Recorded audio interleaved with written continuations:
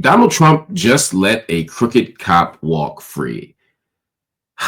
And he's blaming Joe Biden for it. On Monday, Donald Trump dropped a full and unconditional pardon for former Virginia Sheriff Scott Jenkins, just one day before the man was set to report for a 10-year prison sentence.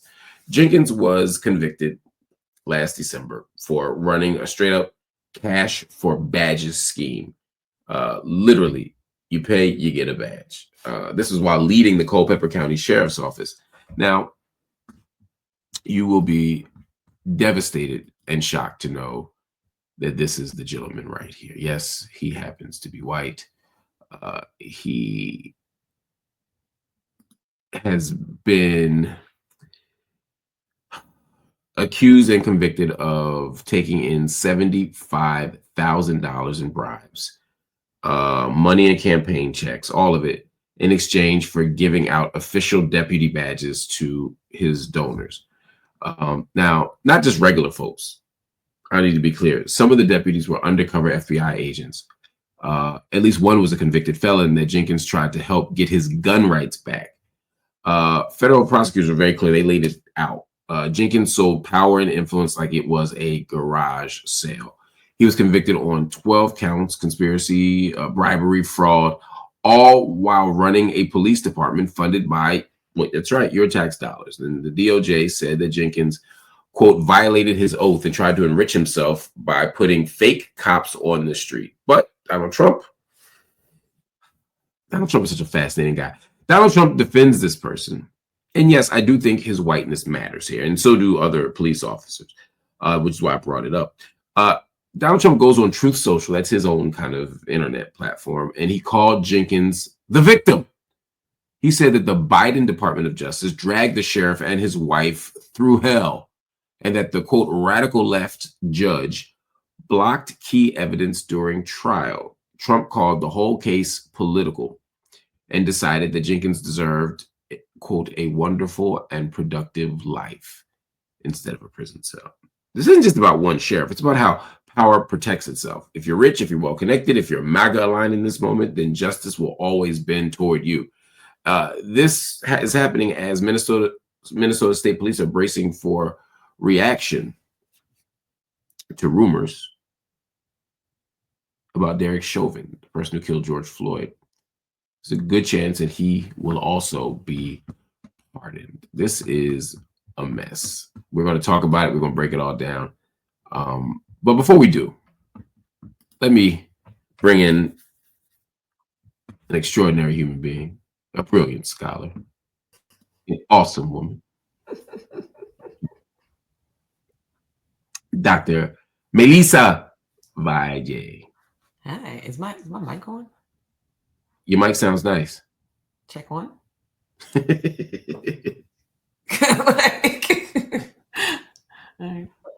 Yes, everybody. I convinced Dr. Melissa to make another visit to night school. Yeah. It took a lot of cajoling, a lot of begging. She's an important woman. I was just tired. I get it. Look, we had a good day, but it was a long day. We had a long, full day. I pulled up on the scene about 10 minutes ago, and as soon as I got on, apparently I look sleepy or I look tired, because people were like, yo, you need to get some sleep. So I was like, I just said hello. You sound tired. Like, I hear your voice. Yeah, I mean, you know me, so you know I'm tired. But I think it's their way of telling me that I look bad too. You said what? I think it's their way of telling me I look bad too. I'm about to say, it's also they're like, no, we see it in your face. Your face is actually, it's your actual face, Marc. But I want to talk to you a little bit about. I want to talk to you about a million things always, but I want to talk to you about this dirty cop thing, because I keep thinking about it. I've been thinking about it all day. About all day, I mean the 5 minutes before I came on, and I just keep thinking, like, first, this idea that there's a police department just giving out badges to anybody. But also, what that is for. I mean, were they just sort of so that they can sort of flash them and do a bunch of nonsense with them? Like, because who's just like Or if people just like, I just need a job. Like, I don't remember Dwight, because they're kind of like deputy badges. So it's not clear to me that you actually get a job for it. Right. So you just get, but do you get sort of, I guess, passes for doing a bunch of different things? And also, I mean, obviously now with sort of, you're officially a police officer for sure. So I'll say, thinking about the people now who are like purchasing like ICE badges and things on like Amazon and shit like that to just do a bunch of nonsense and basically kidnapping and all types of craziness. So exactly. And you get to, you get pulled over, you get to flash it. You probably can, I don't know what your rights are in terms of arresting people, but it allows you to operate above the law for sure. Right. Right. And it helps. Nothing good can come from, like, you're not doing it because you want to be like a it's not a bunch of the white troops running around. Right, like a crime fighter. Right. Like, it's not like, right. Exactly. No one's paying to do that. But I think what was weird to me, and I should be at a point where now I'm not surprised, but I'm ridiculously earnest about the wrong things. I keep believing that Donald Trump, take Donald Trump off the table because I don't want to sound crazy. It continues to shock me that Donald Trump does these things. Like, he could have just said nothing. I know. He's but like, to intervene here. But I mean, it's always like, I mean, this is a moment where basically, because I mean, it's not like he's just new about this. He's just so busy into the news of, where is this again? That's the funny part. Random. Like, it's not even that. It's more like, all right, well, people are like, okay, we know who we can get to work this on our behalf. Let's get Donald Trump on the case. And exactly. He's finding ways to kind of say like, all right, how can I, ingratiate myself to, my base? And it's like, all right, they'll appreciate this. This is something they can get behind. Really? That's exactly it. You're right. He's not checking the Culpeper Sheriff Department. Right. He's like on their Twitter page, like, wait, what happened? Right. He doesn't follow like mainstream news. Right. But what's interesting is, and we saw this last week in South Africa, where Donald Trump literally was chastising the president of South Africa for white genocide. And all of his talking points, your face was stuck on that eye roll for like a solid 10 seconds. It was perfect. Donald Trump was literally chastising the president about white genocide, and all of his evidence were like these right-wing extremist news sites that it was all manufactured evidence. It was like Pizzagate or some shit. Like, it was just completely. I've never seen a president not fact check, not get talking points, even from like normal people on his side of the aisle. Right. And he's doing it at the highest levels. The president of South Africa was like, I promise you, sir, there is no no evidence of anything. This is bonkers. Yeah. The age of social media and everyone with where is it?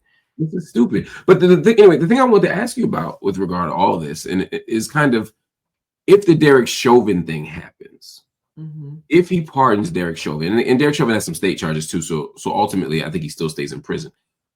But after all the George Floyd uprisings and everything, if he pardons Derek Chauvin, who to me is like clearly did it, right. I don't think there's any doubt that he did it. Even people who normally don't take this side of the activists sort of took that side in 2020. Do you see another like explosion on the ground? Does it matter? Are people over that? What do you think happens? I mean, it's interesting because we just had the anniversary, right? So it's obviously on people's minds. But people probably have, oh wait, has it been 5 years already? They're like, wait, what's happening? Word. I mean, honestly, I can't see that being no, I can't see that being the tipping point at all. I think that people are just kind of, I mean, think about the things that everyone's kind of gotten inured to the nonsense, right? And the pain of just the everyday, and sort of like, I mean, we're watching a live, genocide. So like every day, like I feel like that's not moving people to, I mean, I don't know. I can't imagine that being something that moves the needle here, but what will? Yeah, and I can see him doing it just again because he seems to be trying to figure out how, as he sort of strips his poor and white, like poor and working class white base of their actual resources that they need to live and thrive, like healthcare, like Medicaid and all these other things. It's like he's gonna have to follow up with some good old fashioned white supremacy to kind of make sure that they're still, taking your jobs and your money.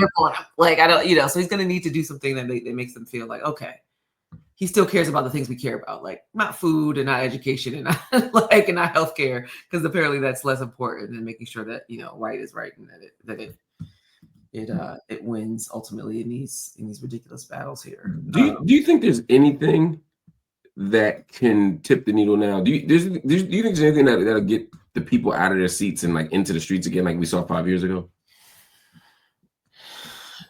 I mean, the weird thing about 5 years ago is sort of like I'm still not even sure how that happened. I mean, a big part of it was COVID and was people wanting to be outside. So it's like I mean, because that felt like there were so many other things that were happening that were comparable.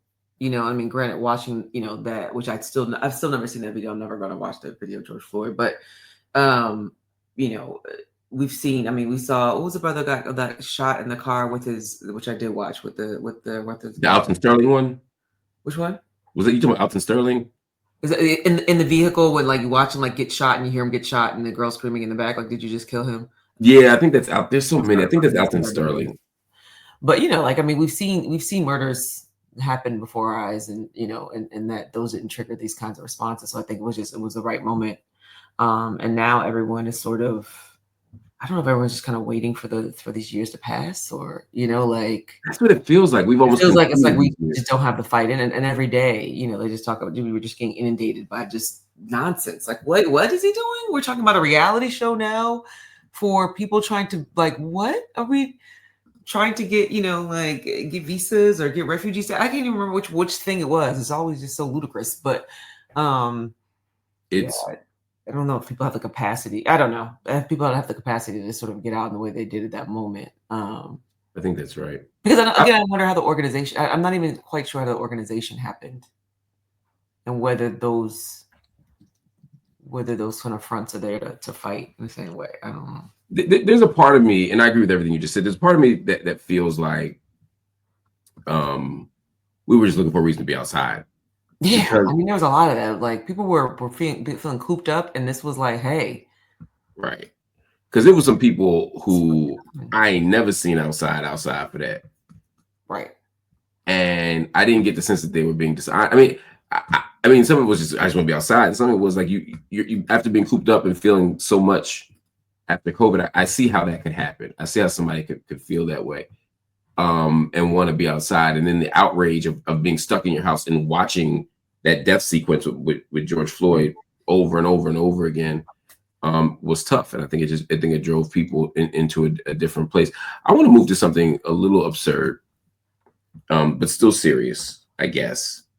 Wait, sorry, I just thought about something too. I feel like another trigger would be another kind of murder. And some part of me thinks like, what kind of murder would be the thing to put people over the top? Yes. What kind of murder? That's a good question. What kind of murder will we need now to?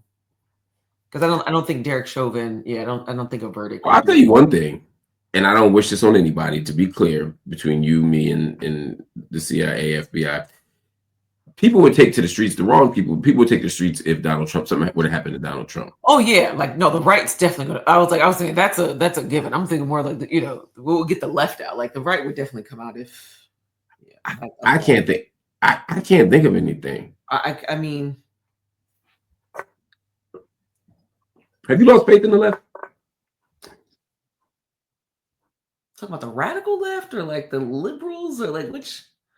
That's the right question. Big left, like right. Left, middle left, like what?